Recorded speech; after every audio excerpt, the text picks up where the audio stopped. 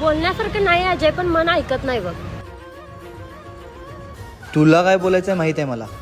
सगळं माहित आहे ना तुला, तरी पण का असं होतं? प्रेम तर सांगायचं होतास, आली असती ती तुझ्यासोबत. माझंही तिच्यावर प्रेम होतं, तिचंही माझ्यावर होतं, पण काय करणार, नशिबात नव्हती. नशीब वगैरे काही नसतं अजय. भगवंत श्रीकृष्ण सांगतात, मी देव असूनही माझं भाग्य बदलू शकलो नाही. माझं प्रेम राधेवर होतं, माझ्यावर मीरा प्रेम करायची, पण मी शेवटी झालो रुक्मिणीचाच.